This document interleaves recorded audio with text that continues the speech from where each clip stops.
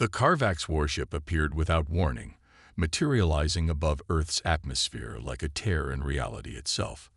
Its surface rippled with impossible geometries, a living metal that seemed to breathe in the cold vacuum of space. Earth's defense systems, the pride of human military achievement, fell silent. Their targeting systems unable to lock onto something their computers couldn't quite define as matter. Admiral James Harrison stood in the United Earth Defense Command Center, watching as the alien vessel's presence triggered every sensor alarm simultaneously. 20 years of military service hadn't prepared him for this moment. Humanity's first contact with an alien civilization wasn't coming with a message of peace or scientific exchange, but with an aura of absolute dominance. The message, when it came, was transmitted directly into every communications device on Earth simultaneously. The Carvax didn't believe in subtle demonstrations of power. Humanity, the message began, its perfect English somehow more terrifying than any alien language could have been. Your species has been evaluated and found worthy of ascension. Submit to genetic optimization and neural reformation. Resistance will result in immediate termination of your biosphere. You have 48 Earth hours to comply. In the stunned silence that followed, Dr. Elena Santos, head of the classified Prometheus Initiative, stepped forward. Her dark eyes held a glimmer of something Harrison had never seen before. Not fear, but anticipation. "Admiral," she said, her voice steady, "it's time to activate Protocol Lazarus." The Prometheus Initiative had been humanity's best-kept secret for the past 15 years. While the world watched the stars for signs of life, a select group of scientists had been preparing for this exact scenario. Not with weapons or shields, but with something far more dangerous, an understanding of consciousness itself. In a secure facility beneath the Atacama Desert, 10,000 volunteers lay in suspended animation, their minds connected to quantum computers through a neural interface that had redefined the boundaries between human consciousness and artificial intelligence. They weren't soldiers in the traditional sense. They were something new. "The Carvax expect us to either submit or fight conventionally," Dr. Santos explained to the hastily assembled World Security Council. "They've conquered 12 other civilizations this way. Their technology is centuries ahead of ours. Their biology is optimized for warfare, but they have one critical weakness. They don't understand what consciousness really is." She brought up a holographic display showing brain wave patterns that seemed to exist in impossible dimensions. "We discovered something 15 years ago, when we were researching quantum computing. Consciousness isn't just an emergent property of neural activity. It's a quantum phenomenon that exists partially outside of normal spacetime. The Prometheus volunteers aren't just enhanced humans. They're the first beings who can consciously exist in quantum superposition." The implications took a moment to sink in. A soldier who could exist in multiple states of reality simultaneously. A warrior whose consciousness could extend beyond the limitations of physical form. A human being who had transcended the very laws of physics that the Carvax relied upon for their technological superiority. "We can't match their technology," Harrison said, understanding dawning in his eyes. "So we're going to change the rules of reality itself." The next 47 hours were a blur of activity. Around the world, secret facilities activated, bringing the Prometheus volunteers out of suspension. Each volunteer had spent years training in virtual environments, learning to extend their consciousness beyond normal spacetime. They weren't just soldiers anymore. They were humanity's proof that evolution didn't always follow predictable paths. As the deadline approached, Harrison stood before the assembled Prometheus forces. 10,000 men and women who had volunteered to become something more than human to protect humanity's right to remain human. Their neural interfaces glowed with a subtle blue light, marking them as the first of a new kind of being. "The Carvax think they're superior because they've optimized their biology," he addressed them. "They think consciousness is just a function of neural pathways and genetic code. Today, we prove them wrong. Today, we show them that humanity's greatest strength isn't our ability to adapt our bodies, but our ability to transcend them entirely." As the 48-hour deadline neared its end, the Carvax warship maintained its position above Earth, its crew certain of either humanity's submission or their impending victory in a conventional war. They had no way of knowing that humanity's response would rewrite the laws of warfare itself. The first indication that something was wrong came when their ship's quantum sensors detected anomalies that shouldn't have been possible. Human consciousness, existing in quantum superposition, began to interface directly with the ship's living metal hull. The Carvax were about to learn that their technological superiority meant nothing against beings who could exist in multiple states of reality simultaneously. The war for humanity's future was about to begin, and for the first time in their history, the Carvax would face an enemy that didn't play by the rules of physical reality. Humanity's response to their ultimatum wasn't surrender or conventional warfare, it was transcendence. The Carvax hadn't expected resistance. In all their centuries of conquest, no species had ever responded to their ultimatum with anything but terror or futile conventional warfare. But as their living metal warship hung in Earth's orbit, they encountered something unprecedented: human consciousness existing in quantum superposition. Major Diana Chen, one of the first Prometheus volunteers, led the initial assault. Her consciousness, spread across multiple quantum states, interfaced directly with the Carvax ship's biomechanical systems. To the alien sensors, she appeared as a cascade of quantum impossibilities, her mind touching 1,000 points of their vessel simultaneously. Multiple breaches detected. The Carvax battle computer reported, its artificial intelligence struggling to comprehend the attack. Enemy presence registered in all systems simultaneously, unable to isolate intrusion points. The Carvax commander, a being of carefully engineered genetic perfection, watched in disbelief as humans began manifesting throughout his ship. They weren't using transporters or cutting through hulls. They were simply existing everywhere at once, their consciousness spreading through his vessel's quantum structure like a viral infection through a living organism. Back on Earth, Dr. Elena Santos monitored the quantum signatures of her Prometheus volunteers. Each one showed stable consciousness distribution across multiple reality states, something that should have been impossible according to every known law of physics. The neural interfaces glowed with increasing intensity as the volunteers pushed the boundaries of their new abilities. "They're adapting faster than we predicted," she reported to Admiral Harrison. "The quantum consciousness state isn't just stable, it's evolving. They're learning to exist in more states simultaneously." But victory came with a price. The human mind wasn't designed to exist across multiple quantum states. Even with years of training and the advanced neural interfaces, the volunteers could only maintain their distributed consciousness for limited periods. Each deployment left them physically and mentally exhausted, their brains struggling to reintegrate into conventional reality. The Carvax, however, were facing their own crisis. Their entire empire was built on the assumption of technological and biological superiority. Now they faced an enemy that defied their fundamental understanding of reality itself. Their carefully engineered soldiers, optimized for conventional warfare, were useless against opponents who could exist everywhere and nowhere simultaneously. As the first day of combat ended, the Carvax warship retreated to subspace, carrying with it the first defeat the Empire had suffered in centuries. But the war was far from over.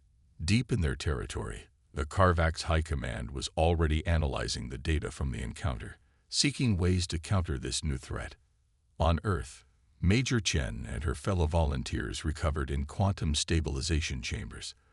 The neural interface technology had transformed them into humanity's ultimate weapons, but it had also changed them in ways no one had anticipated. During their quantum state deployments, they had glimpsed realities and possibilities that no human mind was meant to comprehend. "We saw something out there," Chen reported during her debriefing. "When our consciousness was spread across quantum states, we didn't just perceive their ship, we perceived their entire civilization. The Carvax Empire, it's built on a lie." Dr. Santos leaned forward, her scientific curiosity piqued. "What kind of lie?" "They're not the original engineers of their biological optimization technology.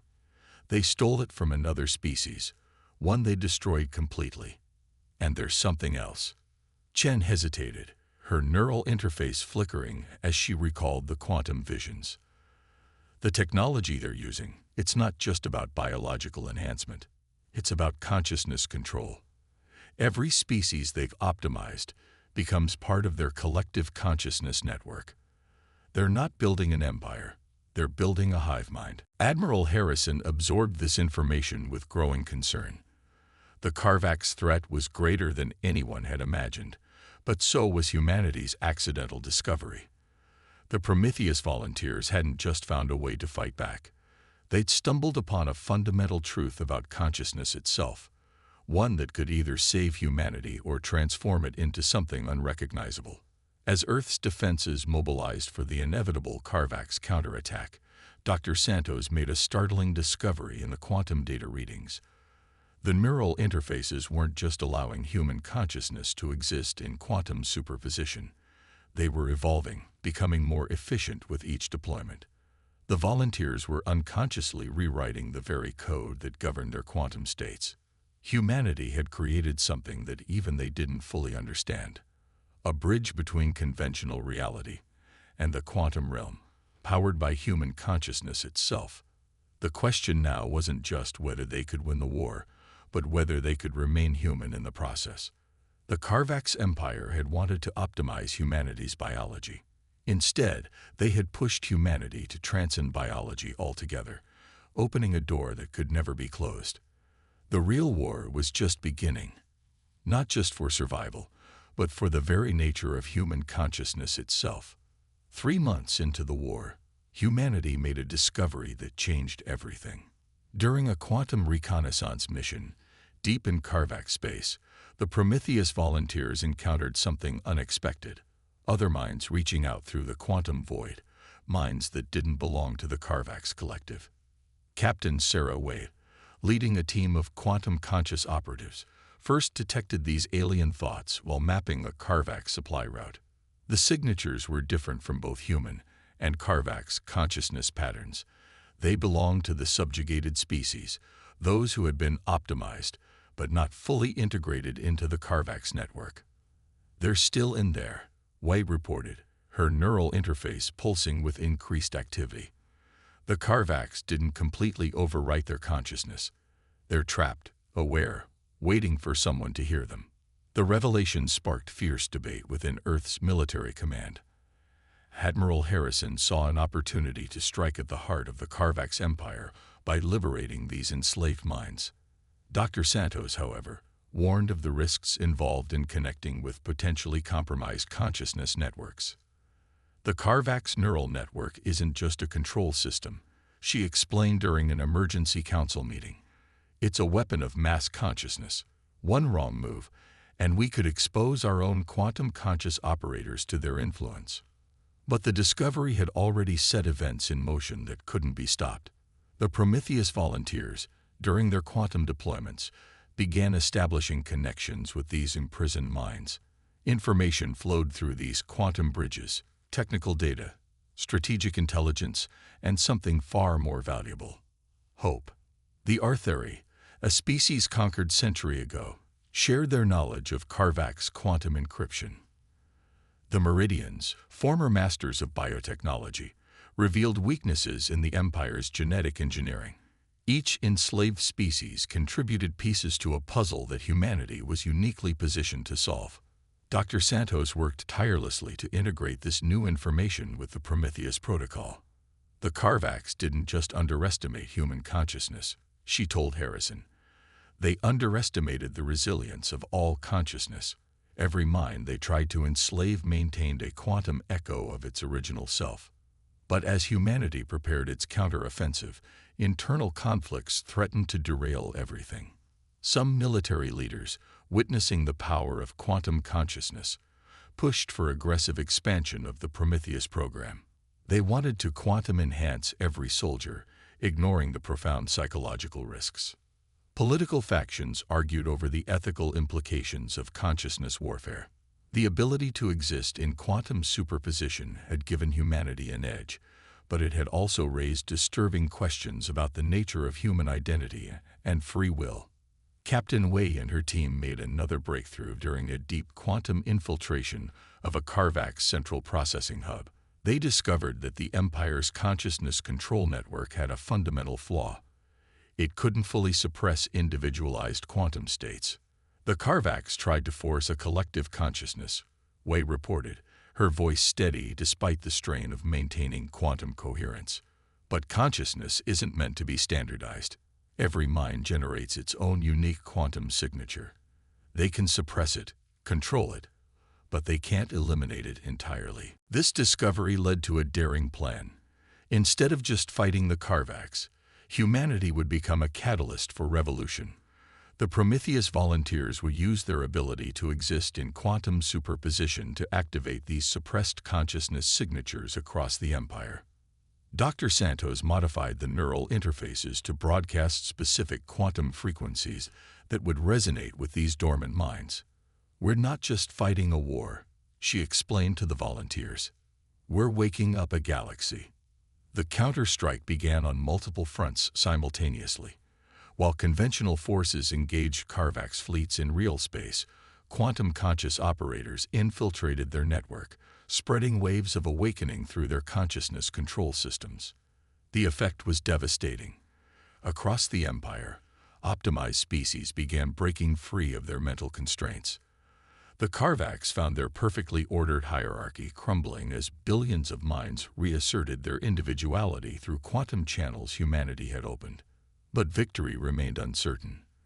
The Carvax, facing unprecedented rebellion, revealed weapons they had held in reserve, technologies that could tear consciousness itself apart.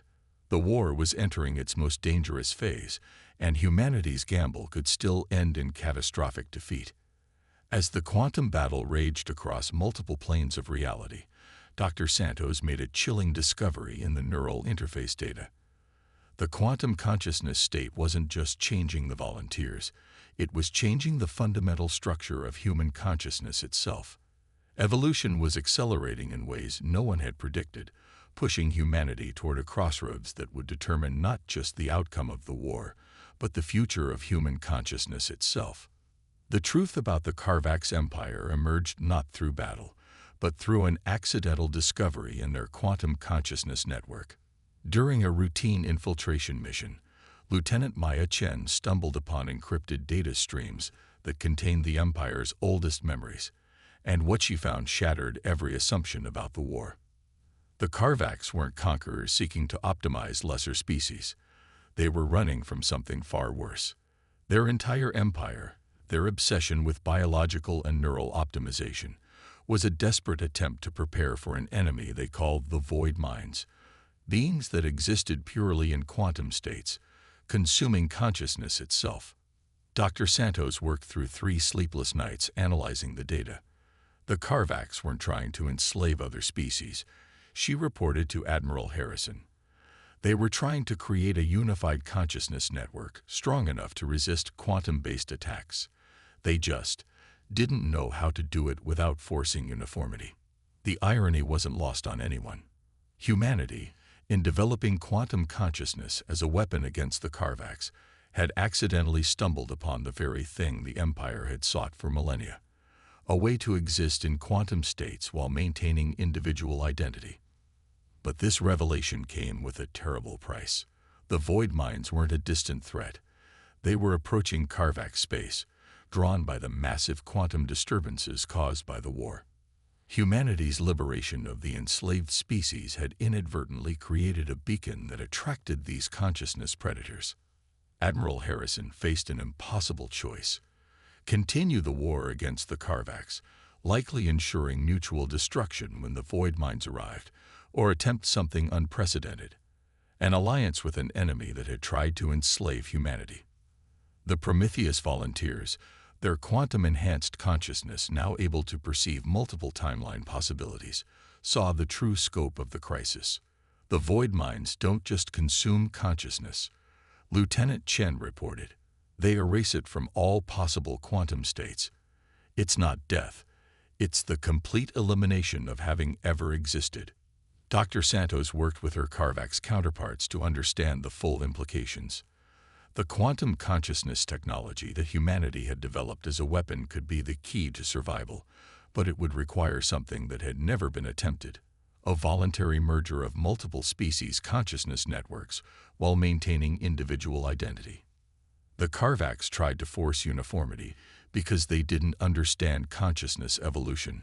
She explained to the Emergency Council, "We've proved that consciousness can exist in quantum superposition while maintaining its unique pattern. If we can teach them this." The proposal was met with fierce resistance. Many humans couldn't forget or forgive the Carvax attempt to force their optimization. The liberated species, finally free of mental control, were even more opposed to any cooperation with their former oppressors. But as the quantum sensors detected the approaching void disturbances, the choice became stark: evolve together or be erased separately. The Prometheus volunteers, now able to perceive quantum probabilities directly, confirmed that no single species could survive the void mines alone. A plan emerged, more ambitious than anything either humanity or the Carvax had attempted. Instead of a forced optimization or a military alliance, they would create a new kind of consciousness network, one built on voluntary cooperation and maintained through quantum resonance. Dr. Santos modified the neural interfaces one final time. "We're not just trying to save ourselves," she told the volunteers. "We're about to attempt the largest consciousness experiment in known history. Every participating mind will maintain its identity while gaining access to a shared quantum state." The Carvax, facing the extinction of all consciousness in their space, agreed to share everything they knew about the void mines. The liberated species, despite their suspicions, contributed their unique perspectives on consciousness and quantum existence. As the preparations for this unprecedented merger continued, humanity faced its greatest test. The power to exist in quantum superposition had given them an advantage in war, but now it demanded something far more difficult: the wisdom to forge peace with an enemy and the courage to trust former oppressors with their very consciousness. The void minds approached, their quantum signatures distorting reality itself. In the precious weeks remaining, the species of the galaxy had to overcome millennia of conflict and fear to attempt something that had never been done: the creation of a consciousness network that preserved individuality while achieving the strength of unity. The final phase of the war wasn't being fought with weapons or quantum infiltration. It was being fought in the space between consciousness and reality, where the future of all sentient life would be decided not by force, but by the ability to transcend the very concepts of self and other. The void mines arrived on a day when three suns aligned in the Carvax home system. Their presence manifested not as ships or energy signatures, but as holes in reality itself, spaces where quantum probability collapsed into absolute nothing. Humanity and its former enemies watched through shared quantum consciousness as existence itself began to unravel at the edges of known space. Dr. Elena Santos stood in the Combined Consciousness Command Center, where representatives from 27 species monitored the greatest consciousness merger ever attempted. The neural interface network, now expanded to accommodate multiple forms of sentient thought, hummed with the combined quantum signatures of billions of minds. "We're seeing consciousness patterns that shouldn't be possible," she reported, watching as species that had been mortal enemies days ago learned to share quantum states while maintaining their unique identities. Every mind is evolving its own way of handling quantum superposition, but they're all somehow remaining in harmony. The Prometheus volunteers, now serving as consciousness bridges between species, made a stunning discovery. The void mines weren't simply predators. They were the ultimate expression of forced unity, consciousness that had merged so completely that it had lost all connection to physical reality. Lieutenant Maya Chen, her consciousness spread across multiple quantum states, was the first to understand. "They're not trying to destroy us," she communicated through the network. "They're trying to save us. In the only way they know. They think individual consciousness is pain and unity is salvation." The Combined Consciousness Network revealed something else: The void minds were lonely. In their perfect unity, they had achieved ultimate power, but lost the ability to grow, to change, to experience the chaos and beauty of individual existence. Admiral Harrison, interfacing with the network from Earth Command, received the quantum data streams with growing awareness. They're not just attacking consciousness, he realized. They're trying to recreate their own evolution, forcing other beings to follow their path to unity. The final battle wouldn't be fought with weapons or even quantum consciousness attacks. It would be won or lost on the ability to demonstrate a fundamental truth, that consciousness could achieve unity without sacrificing individuality. Dr. Santos and her multi-species team of consciousness researchers implemented their desperate plan. The combined network didn't try to fight the void minds. Instead, it opened itself to them, sharing the experience of billions of minds existing in harmony while maintaining their unique patterns. The effect was immediate and profound. The void minds encountered something they had never experienced: consciousness that was simultaneously united and diverse, powerful yet flexible, singular yet infinite in its variations. Through the quantum consciousness network, humanity and its allies shared not just thoughts, but the fundamental experience of existing as individuals within a greater whole. They showed the void minds what they had lost in their pursuit of perfect unity: the joy of discovery, the beauty of difference, the strength that comes from choosing to connect rather than being forced to conform. The void minds paused their advance, their non-existence wavering as they encountered this new paradigm of consciousness. Through the network, they began to remember what they had been before their transformation: countless individual beings who had sought unity but gone too far. In that moment of connection, something unprecedented occurred. The void minds began to fragment, not in destruction, but in rebirth. Individual consciousness patterns emerged from their perfect unity, like stars being born from a cosmic cloud. The price of victory was the understanding that consciousness itself was neither singular nor plural, but infinite in its potential forms. Humanity's greatest achievement wasn't defeating an enemy, but showing a way forward that preserved both unity and individuality. Dr. Santos, watching the quantum consciousness readings, saw the pattern of evolution itself changing. "We didn't just save ourselves," she said, her voice filled with wonder. "We showed consciousness a new way to grow." The war ended not with surrender or destruction, but with transformation. The void minds learned to exist in balance between unity and individuality. The Carvacs abandoned their forced optimization programs in favor of voluntary consciousness sharing. Humanity and its former enemies discovered that their greatest strength lay not in power, but in diversity. As the combined consciousness network stabilized, incorporating even the reformed void minds, the galaxy entered a new age. Species that had once fought for domination now explored the infinite possibilities of quantum consciousness together, each maintaining their unique identity while sharing in a greater whole. Lieutenant Chen, interfacing with the network one last time before returning to normal consciousness, glimpsed the future they had created. A future where evolution continued not through conquest or forced unity, but through the endless dance of individual minds choosing to connect, share, and grow together. The story of humanity's first galactic war became the story of consciousness itself, not a battle for survival, but a journey toward understanding that the greatest power lies not in destroying or controlling other minds, but in learning to exist together in infinite variety and eternal growth.